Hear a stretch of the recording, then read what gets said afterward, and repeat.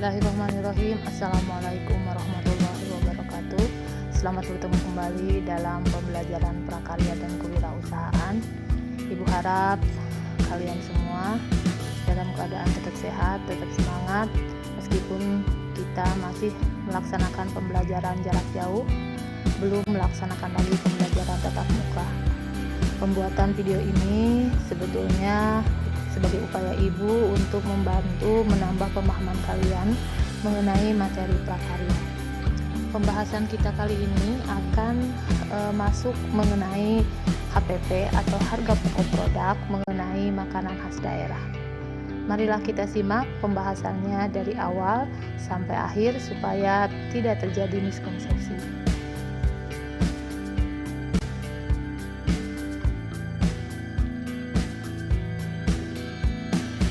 Pembelajaran kali ini adalah memahami perhitungan biaya pengolahan khususnya mengenai harga pokok produk pengolahan makanan awetan dari bahan nabati.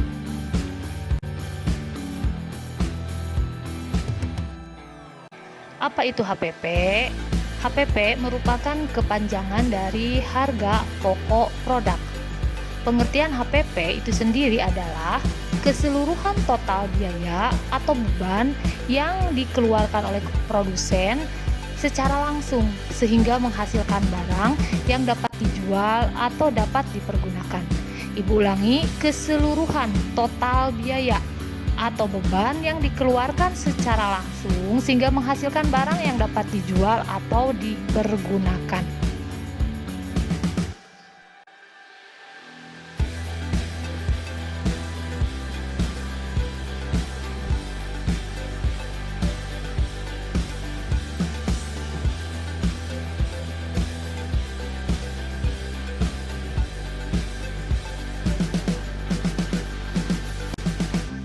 Sekarang inti dari HPP itu sendiri merupakan total biaya bahan baku ditambah transportasi, tambah overhead dan biaya tenaga kerja.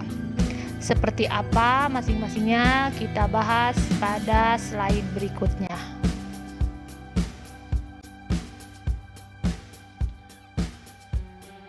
Biaya bahan baku adalah biaya yang dikeluarkan oleh seorang produsen untuk membeli semua bahan baku yang akan dijadikan produk. Termasuk juga di dalamnya biaya transportasi untuk mengirim bahan baku tadi ke tempat produksi kita. Itu juga termasuk ke dalam biaya bahan baku. Kemudian yang kedua ada juga yang disebut overhead. Apa itu overhead? Overhead adalah biaya yang harus kita perhitungkan meskipun biaya tadi tidak terlibat secara langsung dalam proses pembuatan produk, tapi tetap berperan penting dalam keberhasilan dari terbentuknya suatu produk. Apa saja yang termasuk ke dalam biaya overhead? Di antaranya biaya sewa. Misalnya jika kita membuat satu produk dan kita menyewa tempatnya, otomatis sewa tempat tadi itu termasuk ke dalam overhead. Biaya sewa peralatan, biaya penurunan dari produk, biaya listrik, air, PDAM, dan lain sebagainya itu kita masukkan ke dalam biaya overhead.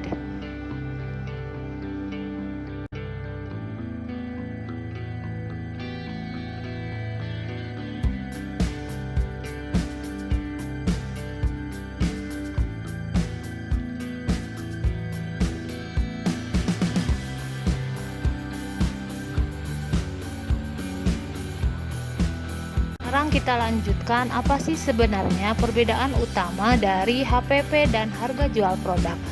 HPP atau harga pokok produk itu lebih kita kenal disingkat dengan HPP. Sedangkan harga jual produk itu dikenal dengan singkatan HJP. Jadi apa bedanya HPP dan HJP? Adalah kalau HPP itu menggambarkan keseluruhan biaya untuk menghasilkan suatu produk yang siap jual. Dan belum memperhitungkan berapa keuntungan yang diharapkan dari produsen tadi. Jadi intinya kalau HPP itulah sebetulnya plus plus batian gitu ya, tidak ada kelebihan, tidak ada keuntungan yang diperoleh. Artinya hanya biaya yang kita keluarkan untuk menghasilkan produk itu kita sebut dengan istilah HPP. Sedangkan HJP itu adalah sebetulnya hampir sama dengan HPP, cuman sudah ditambah dengan persentase keuntungan yang kita harapkan. Misalnya ketika HPP yang habis dihitung itu Rp2.000, maka kemudian kita menginginkan keuntungan 50% misalnya ya. Otomatis kalau Rp2.000 keuntungan yang 50% berarti 1.000. Nah, HJP-nya adalah Rp3.000. Artinya 2.000 ditambah keuntungan berapa persen yang kita inginkan, berarti kan 50% dikali 20.000 itu hasilnya 1.000. Maka 2.000 ditambah 3.000 itu hasilnya menjadi 3.000. Artinya HJP biasanya memang lebih besar angkanya daripada HPP. Fungsinya untuk menentukan juga keuntungan dari yang nantinya dapat kita peroleh, yang ingin kita peroleh. Sehingga ketika kita misalnya tujuannya apa utama dari perhitungan HPP ini? Ketika misalnya kita sudah mengeluarkan modal sejumlah A, kemudian uang yang kita kembali ke kita ini sekitar tidak lebih dari HPP, otomatis kita belum dapat kelebihan. Nah, kalau misalnya uang yang sudah diperoleh memang sudah lebih dari HPP tadi, berarti memang kita bisa menggunakan uang tadi sebagai keuntungan bagi kita. Jadi jangan sampai uang modal kita gunakan lagi untuk hal-hal yang memang tidak diperlukan. Karena banyaknya para pengusaha mengalami kegagalan itu kadang-kadang uang modal yang dimasukkan ke dalam HPP itu dipergunakan dan merasa itu sebagai keuntungan dari usaha yang telah dijalankan.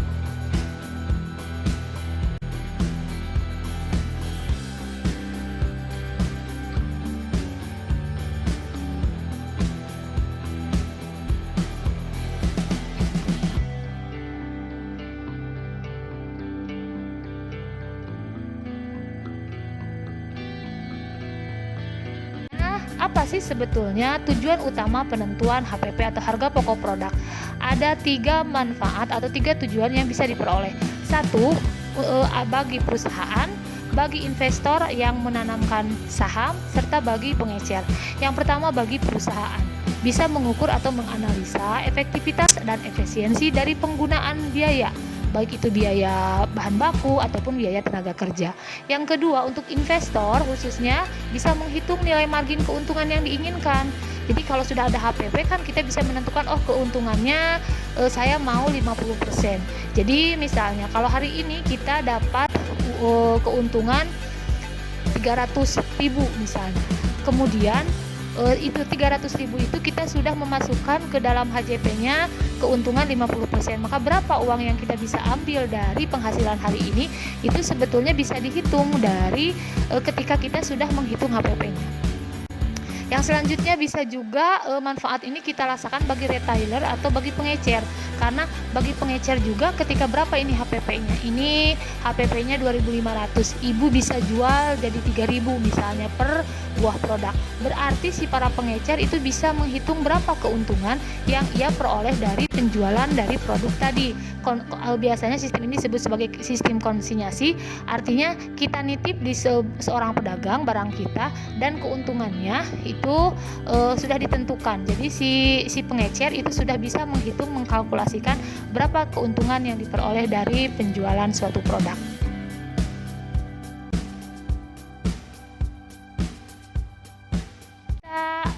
Sekarang kita praktek perhitungannya supaya dari apa yang Ibu terangkan tadi itu lebih jelas sehingga bisa kita aplikasikan dalam perhitungan.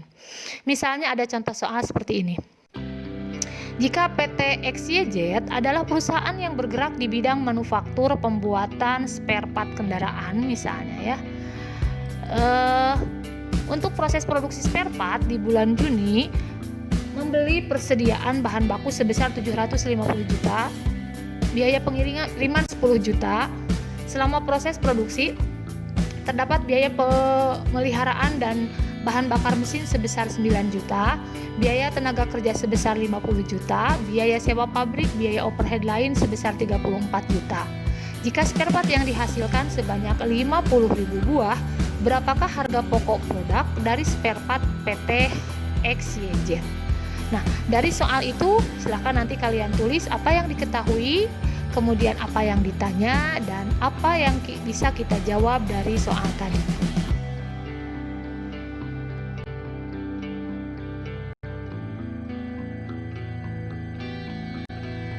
Yang pertama yang kita ketahui adalah biaya bahan baku tadi kalau tidak salah disebutkan 750 juta. Kemudian biaya transportasi pengiriman bahan baku 10 juta. Sehingga kita totalkan biaya bahan baku dan pengiriman sebesar 760 juta.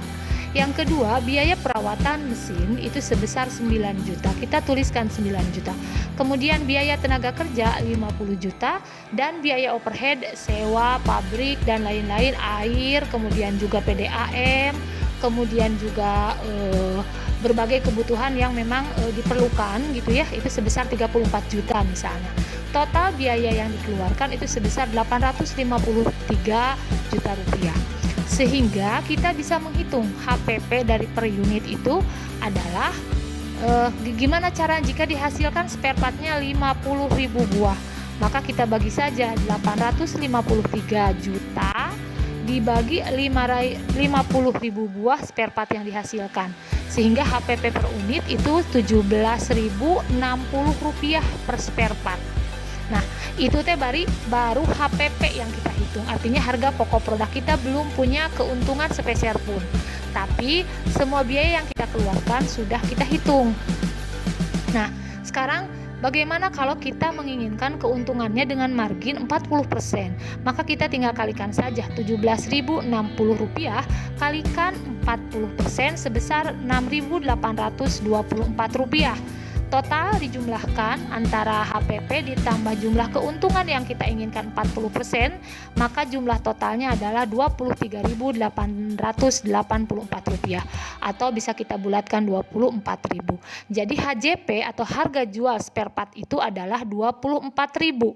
Nah, 24.000 itu kita masukkan ke toko-toko misalnya ya.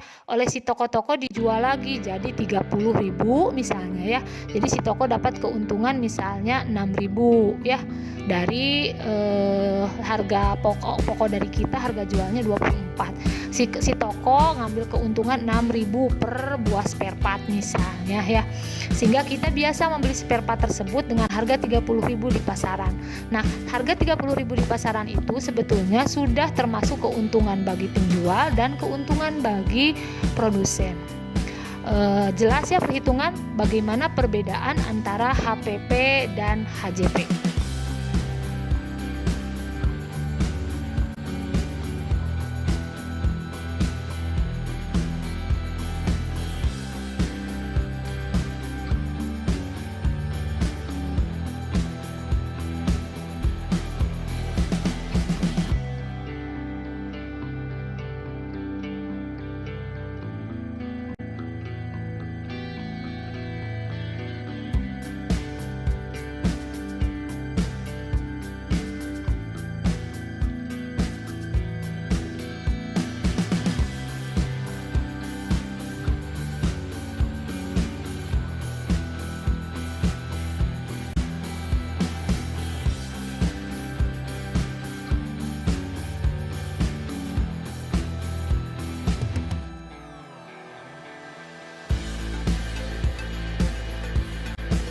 Sebuah restoran Padang memproduksi makanan berupa rendang kemasan membutuhkan bahan baku sebesar 15 juta rupiah dengan ongkos tenaga kerja sebesar 500.000 rupiah.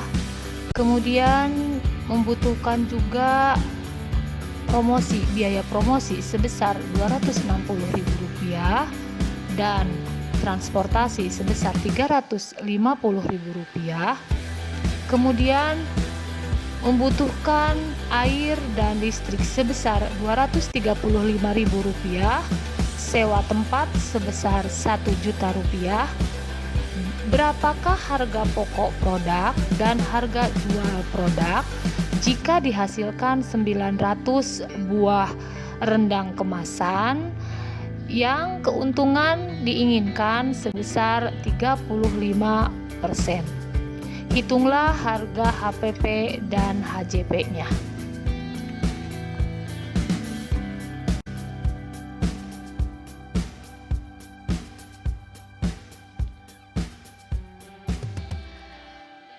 Silahkan bagi mereka yang sudah memilih tantangan untuk dilaksanakan di rumah, bisa memilih ice breaking yang ingin kalian laksanakan. Artinya bisa kalian memilih game. Boleh gamenya berupa teka-teki silang, bisa berupa wood cloud, atau game yang lain. Silahkan, bebas kalian memilih. Setelah beres, kalian isi refleksi untuk mengetahui sejauh mana pembelajaran kita kali ini. Kemudian juga kalau ada masukan ataupun hal-hal yang kurang paham, bisa kalian tuliskan juga di refleksi. Terima kasih. Mohon maaf bila ada kekurangan, masukan dan saran dari kalian sangat Ibu harapkan agar pembelajaran yang bermakna dan menyenangkan bagi siswa serta sesuai dengan gaya belajar kalian itu bisa kita ciptakan bersama. Assalamualaikum warahmatullahi wabarakatuh. Sebuah restoran Padang memproduksi makanan berupa rendang kemasan membutuhkan bahan baku sebesar 15 juta rupiah dengan ongkos tenaga kerja sebesar 500 ribu rupiah. Kemudian membutuhkan juga biaya promosi sebesar 260 ribu rupiah dan transportasi sebesar 350 ribu rupiah. Kemudian membutuhkan air dan listrik sebesar 235 ribu rupiah, sewa tempat sebesar 1 juta rupiah. Berapakah harga pokok produk dan harga jual produk jika dihasilkan 900 buah rendang kemasan yang keuntungan diinginkan sebesar 35%. Hitunglah harga HPP dan HJP-nya.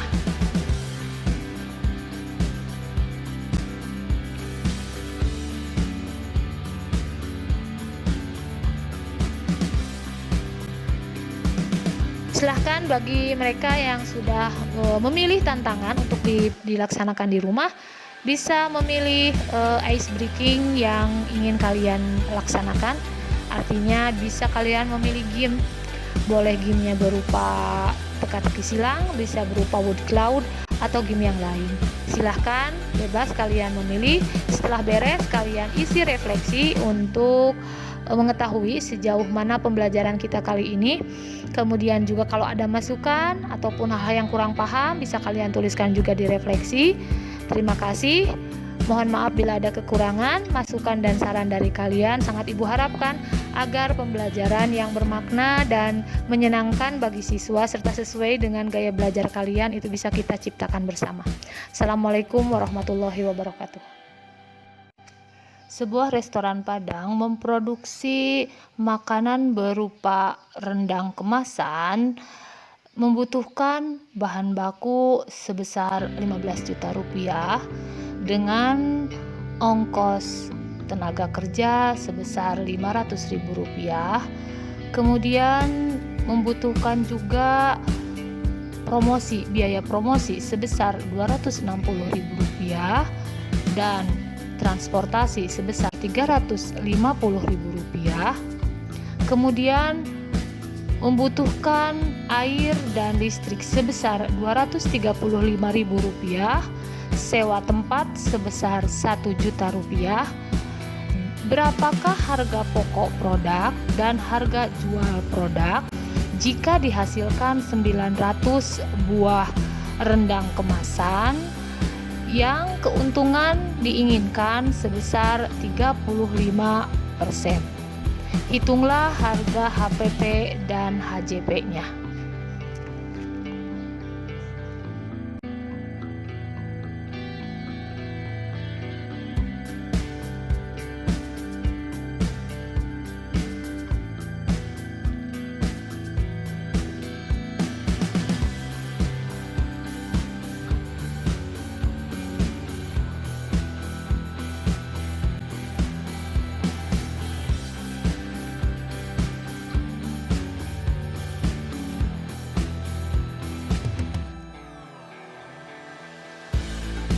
Setelah kalian selesai mengerjakan soal untuk pengumpulan soal latihan dalam artian bagi yang memiliki gaya belajar audio visual maupun audio visual, silahkan Anda memilih waktu untuk mengerjakannya maksimal pengumpulan tugas sampai besok.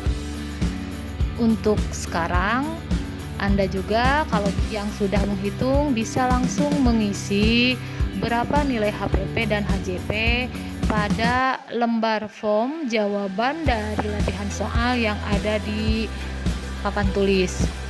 Setelah itu Anda bisa bermain game untuk sedikit ice breaking, refreshing setelah kita melewati pembelajaran yang cukup berat.